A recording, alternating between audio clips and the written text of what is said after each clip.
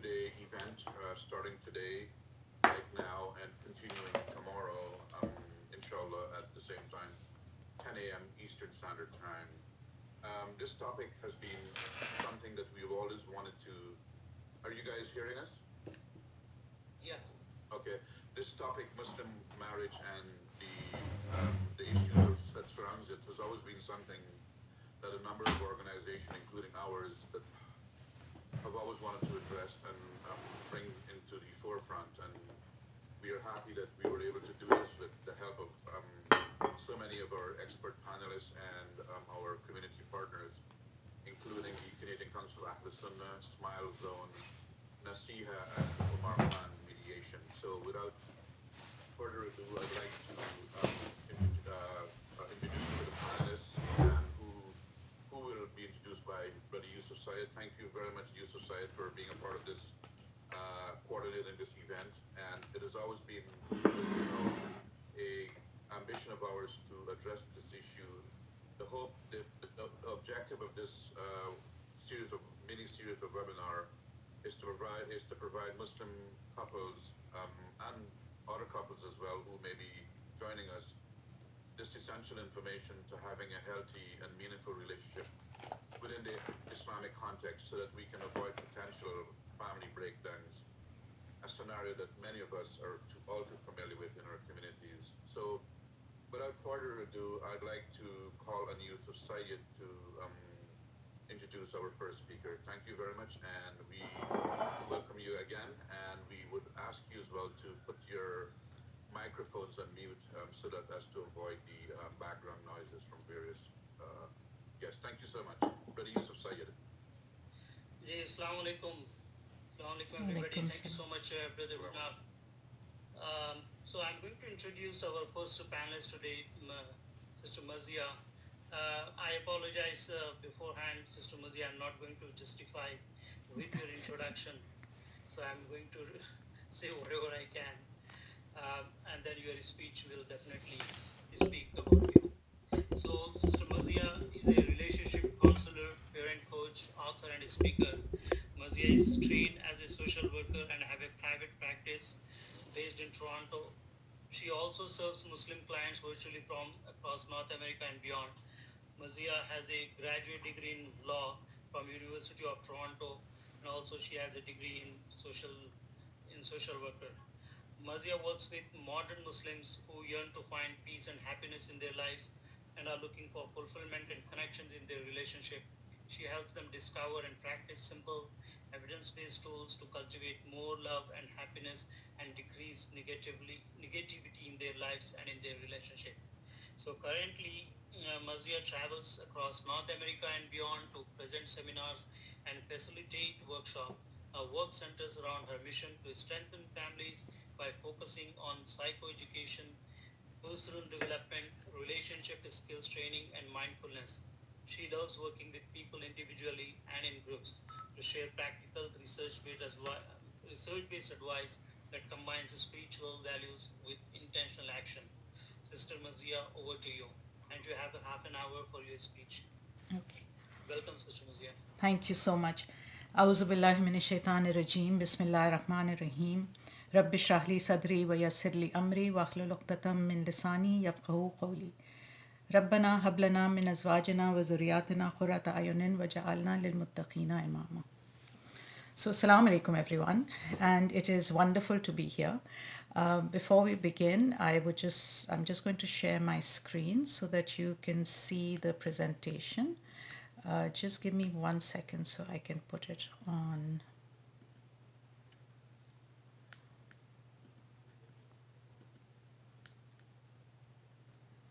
Okay, so I think the host needs to enable me to share my screen. You can go ahead. You are allowed to. It says has failed to start. Okay, let me just close this and try again.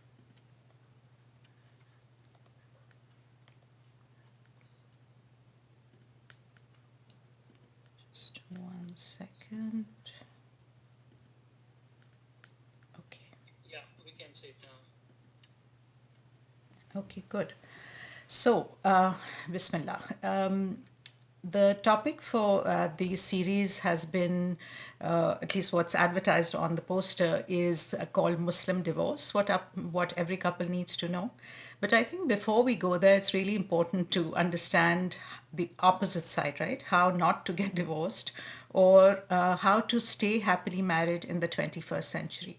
And so the topic for my remarks is going to be what every Muslim couple needs to know, because in working with hundreds and hundreds of couples all over the world now, actually, Alhamdulillah, I'm finding that there are many themes to the problems, right? So when couples show up in my office, they generally, fall into some version of these problems. So the way I work is actually, instead of focusing on the problems, to understand what's going wrong, and then to hopefully present some really simple ways that we can prevent marriage breakdown in the first place. So the $1 million question is, and this is something that I guess asked all the time, is why are marriages so fragile today? What explains this quote unquote lack of commitment, right? And that's how most people put it, that young people today, quote unquote, do not have the commitment, they don't have patience, they don't have tolerance, right? So really, let's try and understand whether this is true and in what way. So we all know that traditional marriages, marriages of our grandparents, of our parents, even, the main thing was that they were stable. And the goal for those marriages was also, bringing up a family, having financial stability, and also many times people got married to cement family alliances. We all know of situations where young people were married off amongst the older people because they wanted to have a stronger alliance with a particular family, right? We also know that options for single women were extremely limited. If you were a woman who was not married, you did not have any status in society, you were economically disadvantaged. There was a lot of downsides to not being married. Roles in the marriage were clearly defined. In other words, the woman was supposed to stay home, look after the children. Even if she did work, it was usually as a teacher or as nurse. I mean, there were, few options available. And personal happiness was not a conscious goal. People did not think, if you just think even how we were brought up, our parents did not really worry about whether or not their children were happy. They worried about whether they were well and doing well in school and all of that, but happiness was not really on the radar for most people. Now, fast forward a few years, and what has changed? So, the way marriage is today is, first of all, women have many economic choices and freedom, right? Also, the stigma of not being married or of divorce is greatly reduced. We know that in marriage, everything is negotiable. It's no longer the woman who has to do all the housework and the man earns the money. It could be the other way around, or it could be any combination of that. We also know something which the Muslim communities do not talk about, but believe me, I see it in my practice all the time, is that people who were involved with other people before they got married, it's very easy now through social media, through the internet, to access those previous relationships. And this actually is a cause for marriage breakdown as well. And the last one, and also very important, is that now people expect personal happiness within their marriage relationship. Gone are the days where, I remember some older ladies telling me that when they got married, they were told, once you enter that house, it should be your corpse, your janaza that comes out, right? Women today, or families today, will not tell their daughters that, for example, right? We expect our children to be happy in a relationship, and the children themselves, I'm talking as a mother of adults, right, and of children who are in the same lifespan of starting their own families. So they have certain expectations about marriage. So the time has come really to start changing the narrative around marriage and commitment within our communities, right? It's not working anymore to talk in the old ways of having patience and just making it work at any cost. Our children are not buying that, right? And young people have different ideals and expectations for their relationships. So let's try and understand what we mean by commitment, right? What exactly is it that we're talking about? So commitment, defined very very simply, is an intention to maintain the relationship over time. That's just a very simple definition of commitment. However, we know that there are different types of commitment. People who study this and scholars will tell us that not all commitment is the same. So there is something which we call structural or constraint commitment. In other words, how difficult is it for me to leave this marriage, right?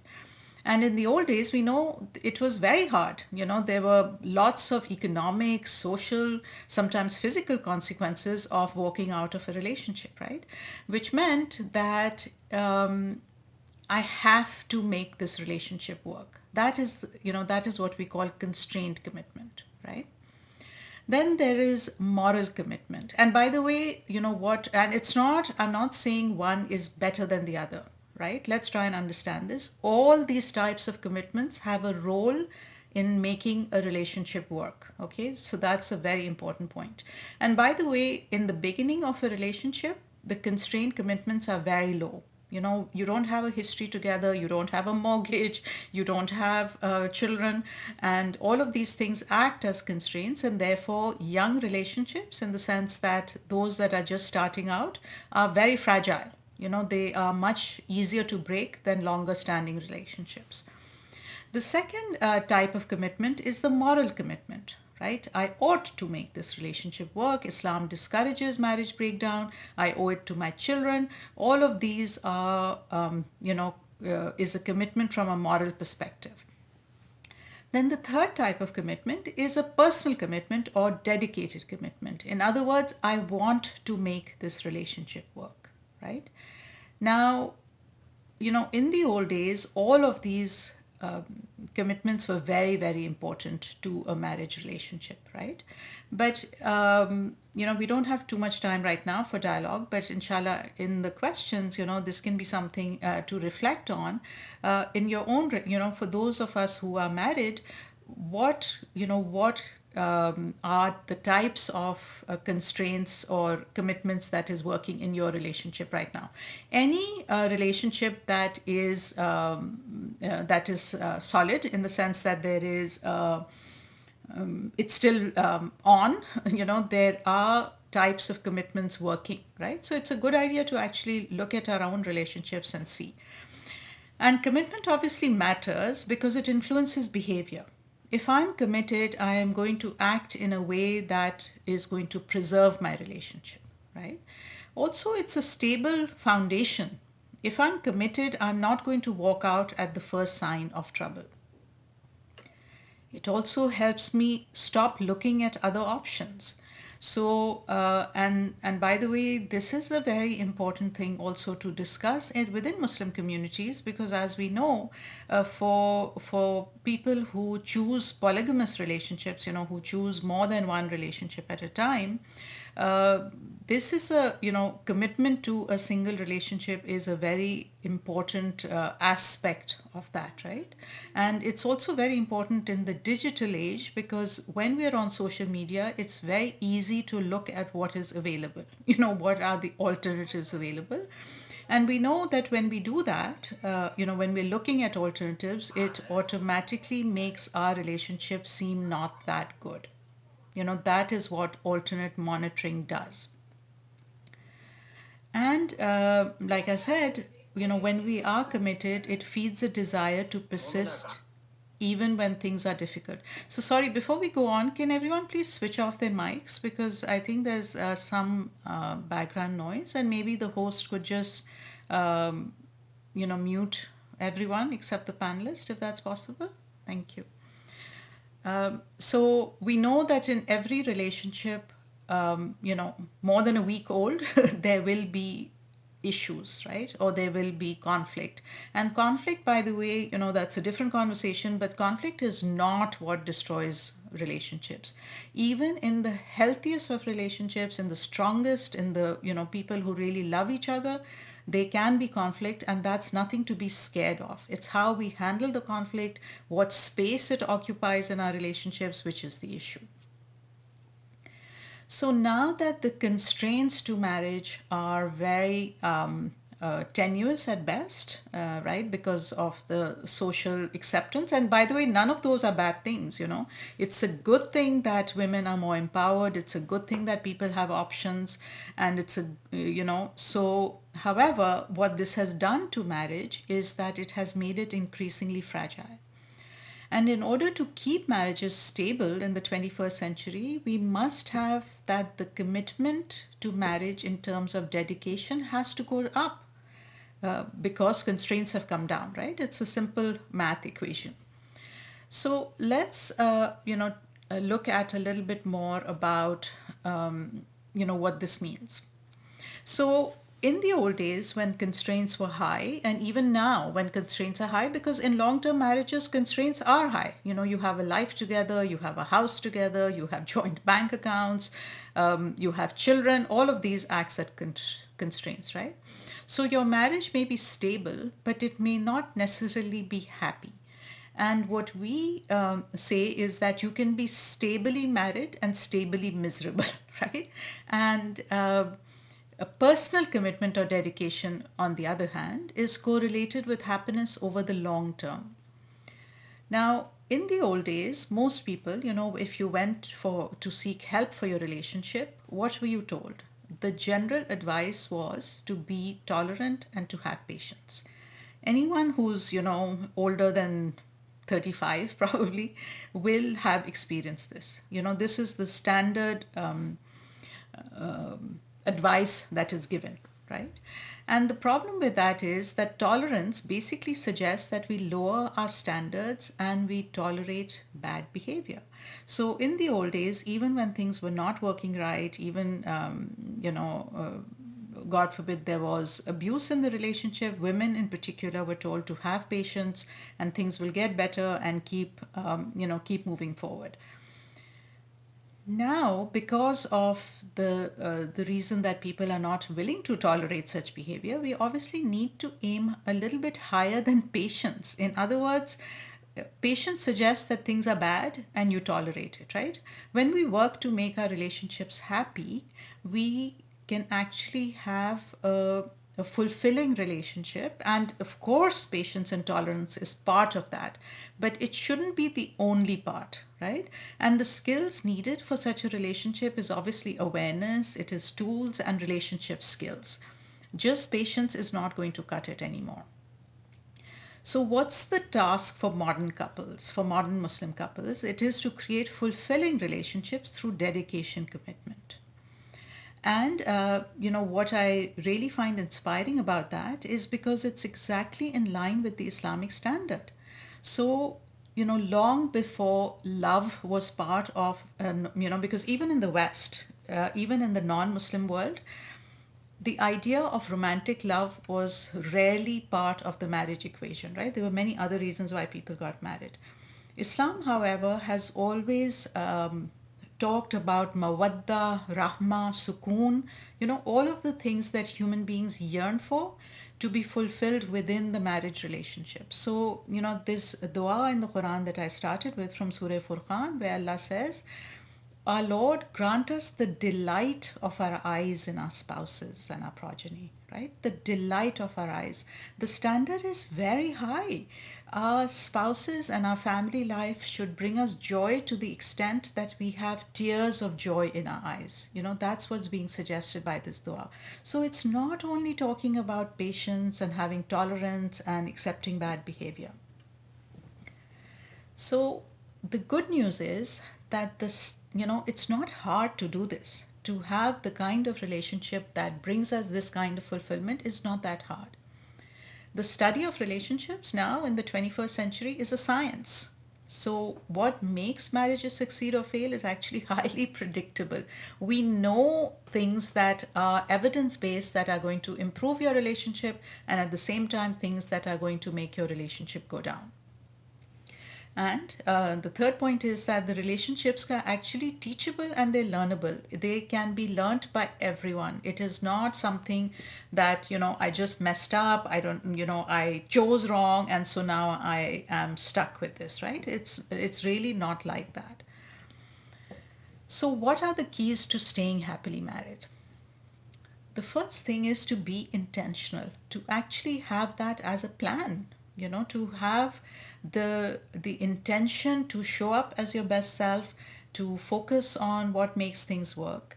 And the focus has to be on our own actions. When I find young people or even older couples get into trouble is when they are only focusing on the other person's behavior. So even when, in the midst of workshops and all, it's, I always give this kind of a caveat, right? That, the skills that I'm going to teach you, I have no doubt that you will learn. You will learn them really well and you will know them. And the way they will make your relationship work is if you do them yourself. And the way they will make your relationship go down, actually, and make it worse, is if you catch your spouse every time they don't do it, right? So just by knowing, what makes a relationship work is actually not going to improve it. We actually have to try and not try, but implement those things within our own behavior rather than waiting for the other person to do it. And the third and most and very important point is make it safe to connect.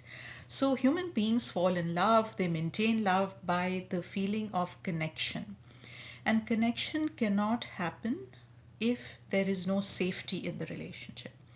Now, also, let's try and understand what we mean by safety. Generally, if you think about a safe relationship, we will think about physical safety. And physical safety is definitely extremely important.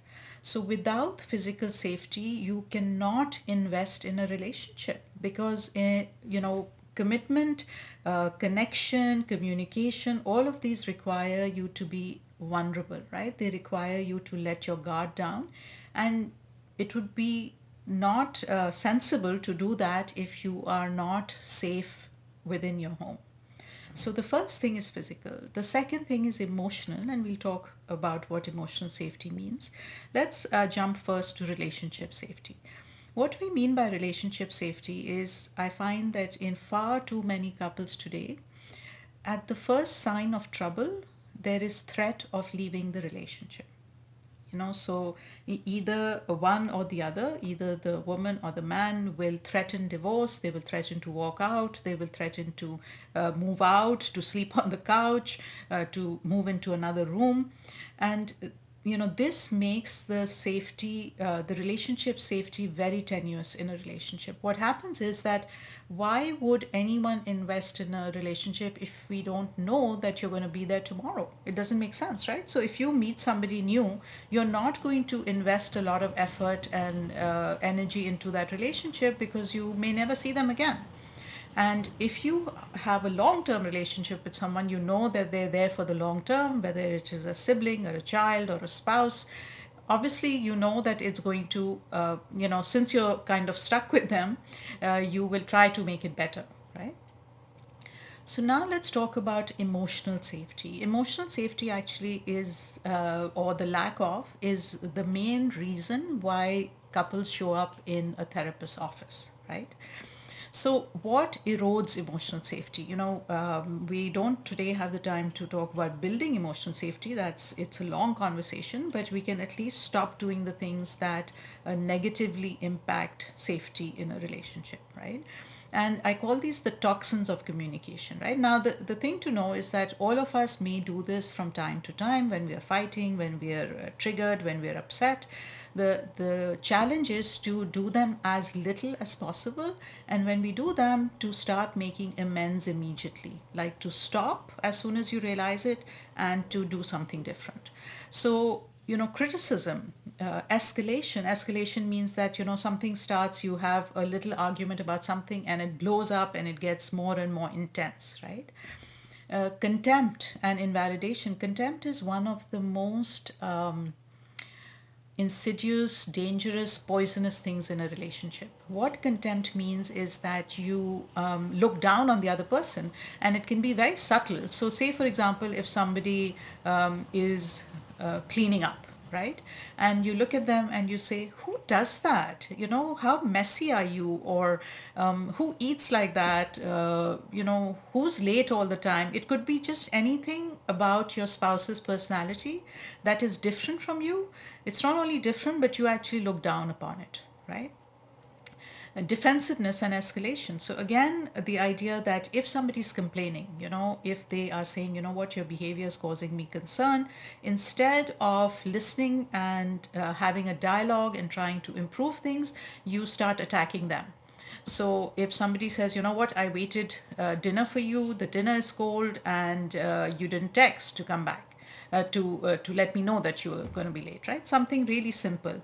And so instead of saying I'm sorry, you know, the other person starts attacking you. Well, you didn't say bye to me in the morning, and you know, you didn't do that last week. So again, this idea of tit for tat, right? Stonewalling and emotional withdrawal is another toxin. Stonewalling and emotional withdrawal means every time there is an important conversation, there is a conversation that is, you know, our behavior is impacting our spouse in any way. Instead of taking it on and considering it, listening to it, you actually say, nope, I'm not having this conversation, and you check out, right? And there's again, this is actually a very something that goes on in many relationships, and there's a difference between, you know, having a timeout, taking pause, you know, not having the conversation when you're upset or triggered, which is a very important relationship skill. Stonewalling means you never want to have that conversation, right? Every time there is an important conversation, doesn't matter, even if the person is being reasonable, even if you just don't want to talk about it because you don't want to deal with it, right?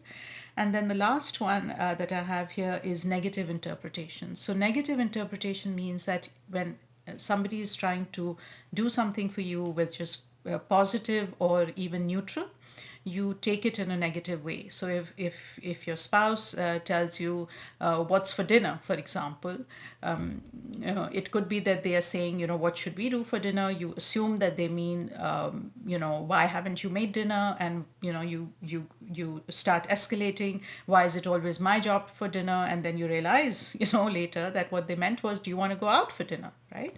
So all of these things happen in long-term relationships from time to time. The idea is to keep them minimum, as little as we can. And when we notice them, instead of again becoming defensive or stonewalling, we actually, you know, backtrack and we start again. You know, that's like the secret sauce of happy relationships, is that couples who are happily married get really good at taking responsibility for their behavior and apologizing for it. So, just to end, I'd just like to go through some practices, some practical ways that we can stay happily married. And the first is obviously attitude. Attitude is a huge thing, the perspective, you know, what you think about marriage, what you think about men, what you think about women, what you think about their roles.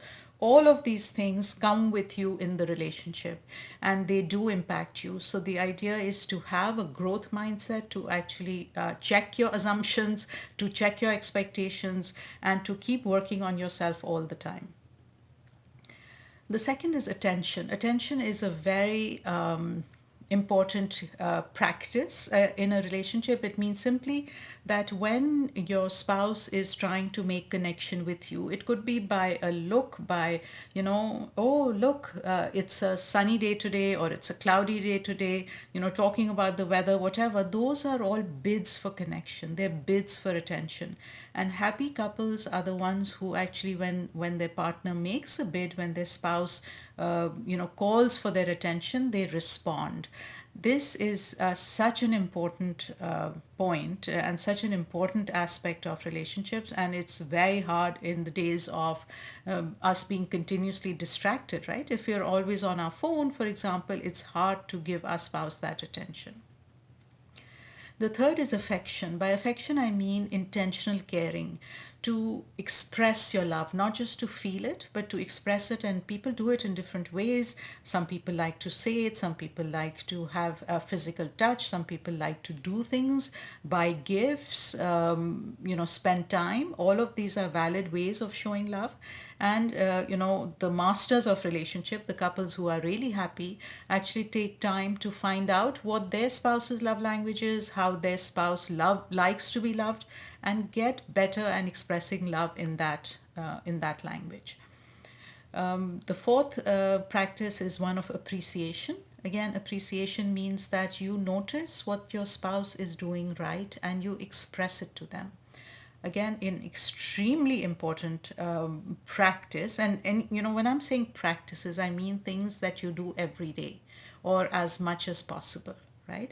So happy couples are the ones who don't take each other for granted. If your spouse is cooking dinner, or if they are taking out the garbage, or if they're making a cup of tea, anything that they're doing, if you focus on it, notice it, and appreciate it on a daily basis, it improves the whole climate of the relationship, right? And lastly, happy couples are really good at making repairs. What I've called apologies here, right? That we all mess up. We're human beings. God allows us to repent and to turn to Him, and that takes humility. And if we have humility in our own relationships, accept that we are not perfect. It's a really good idea to ask yourself, what kind of a spouse am I? What makes it hard to live with me? And have a little bit of humility and an attitude of growth in that, right? So the more we accept that we have messed up and learn to make repairs. You don't have to wait till if you find an argument going down the wrong way, you can stop action right then and say, oops, I'm sorry, that came out wrong, or I shouldn't have said that. And then you don't have to have the whole fight. You don't have to go down that path, right? Sometimes when I'm working with couples, I tell them that, this fight that you've been having, or this kind of conflict, you're so good at it, you don't even have to be in the same room, right? And the flight can actually run on autopilot. And I don't know about you, but I've been, alhamdulillah, married for a long, long time, and I know, I know I can push buttons, right? So if I wanted to have a fight, I could easily do that, right?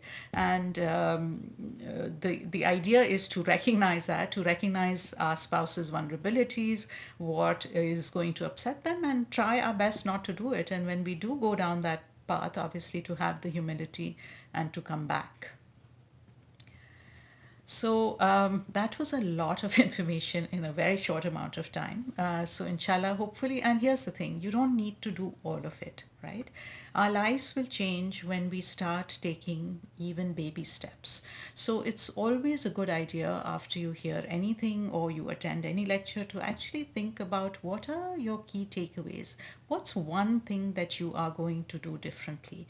And when you start doing them, success builds on success.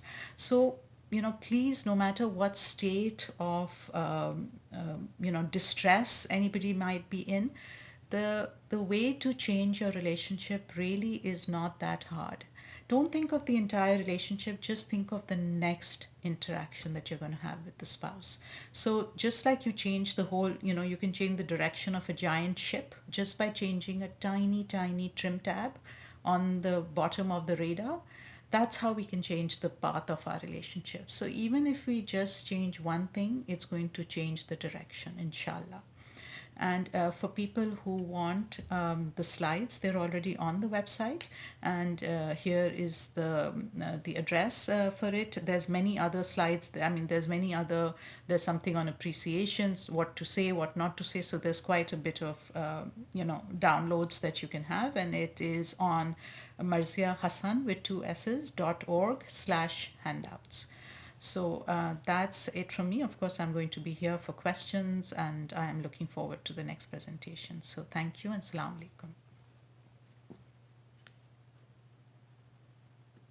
Thank you so much, Sister Mazia. I would like to introduce Brother Umar. He will speak for